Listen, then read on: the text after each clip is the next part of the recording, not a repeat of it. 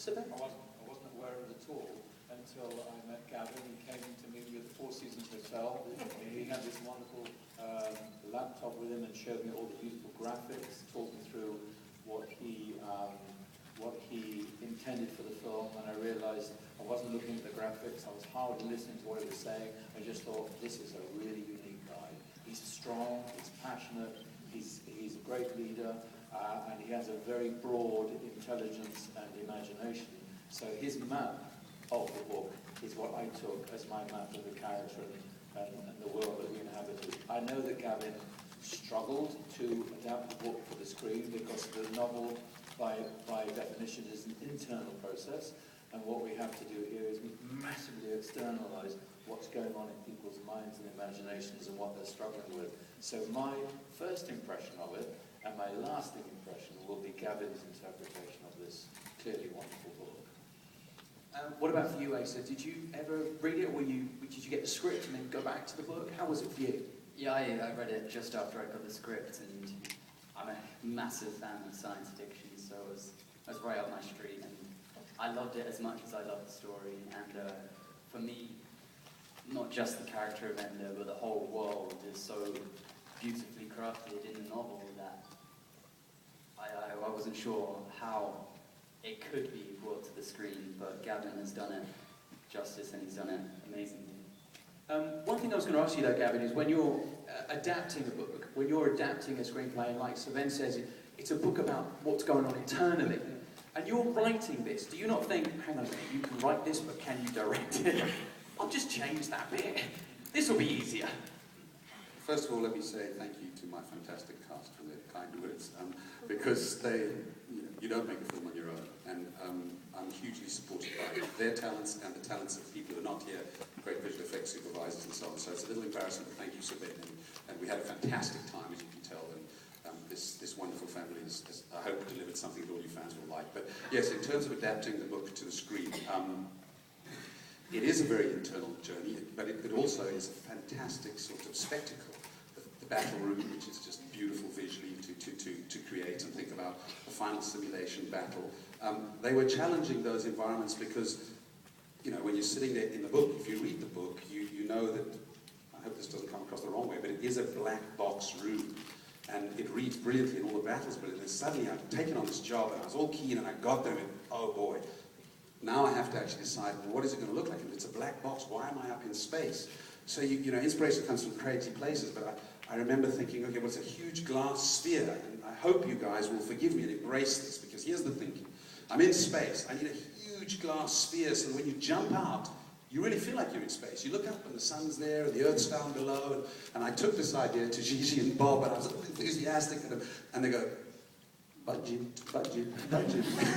How are we going to do this? But they immediately jumped on board, and we developed it with fantastic concept artists, wonderful production designers, Ben Proctor and Sean Harworth, and just built this thing up, and then took it out into the world as a 45-second teaser piece. The battle room was the first thing we developed, and took it to Cannes, and, you know, it wasn't made with big studio money. The big studios, as you know, were, I don't know, afraid to make this film for many years, tried, gave up. And so we had to raise the money from places like England and France and Germany and all over the world. So I sold my house. I beg your pardon? I sold my house.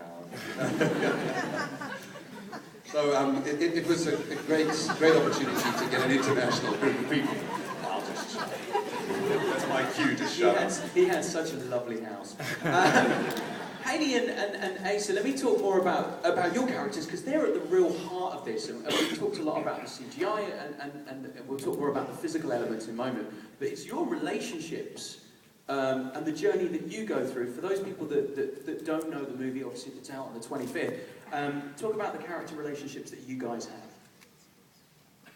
When you meet my character, Petra, you meet her at a time where you know that she's been in the battle school for quite a while. And when you meet Ender, he's instantly shut down, and he's instantly doubted by anybody else in the battle school, because you look at somebody at that point as, how are they going to catch up with us? How is he nearly going to be as good as us? We've been here forever, we've worked so hard, especially when he's coming in and our mentors are already telling us that he's the best of the best.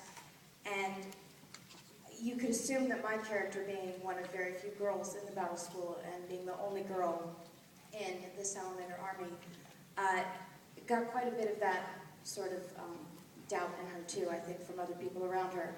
So when they meet each other, they're really not looking for anything but a friend. They're placed into this world where they don't know who they can trust and who they can't trust, or, you know, they don't really have anybody to sort of look to. So when they meet each other, they find that within each other, and I think it's a really special friendship. Were you both aware, obviously, when you read the screenplay, for example, when you got the script, were you aware of not only how deep the characters are, because they are very layered characters, and then you've got the action on top of that. But you're like, hang on, this is a movie in itself of just character. You've got so much more. Was that scary, was that frightening, or was that a challenge? For me, that was one of the really intriguing parts of the story. Yes, it was this epic science fiction adventure, and then when you look into it and you get the underlying layers, it becomes so much more than that. And I don't think many films today have that sort of feeling behind it. And as you said, with the ballroom scenes and keeping all of those ideas intact, it was a challenge. And I think keeping it all together and keeping it loyal to the book and keeping all of those ideas about leadership and friendship and choices and internal struggles between people and inside themselves, it's a really, really interesting idea. Let's talk about your relationship with Harrison's character, Colonel Graff. It's quite fraught. It's quite. Harrison's in the room. This is really tough. He's quite hard-edged. He's quite pushy. How did you keep that relationship on screen, and did you keep that relationship off screen so that the on-screen stuff worked? I'm so glad you're sitting next to him and I'm not with that person. That's acting. He's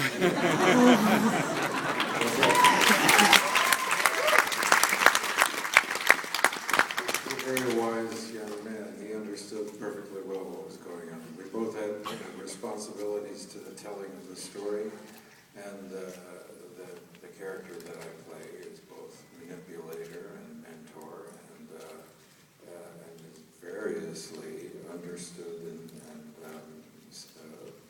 seen through Ender's eyes as obstacle, as strict instructor. But the character I play is, when I play a character, I'm not interested in deciding for myself whether he's a good guy or a bad guy. He's a person, a character that's charged with a certain responsibility, both the fictional responsibility, but also responsible for playing the part. And we had a very good casual understanding of each other, and but there was a distance between us that Gavin and I talked about. Gavin had a very clear idea of what he wanted to do, put all the kids through a kind of boot camp, space camp. There were drill instructors on the set to teach them marching, cadence, and all of the military behaviors that they needed to replicate on screen. And I think Asa well understood that I was there purposefully holding myself slightly away. And hopefully it was not a distraction, but an aid to the storytelling obligations that we both had.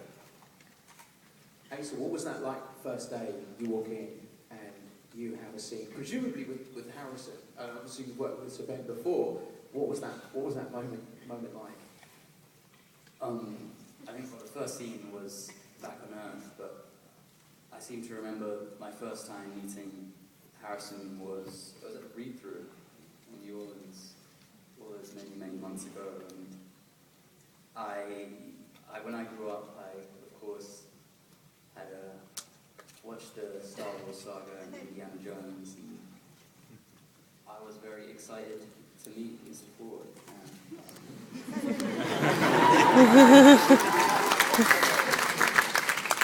As is the room.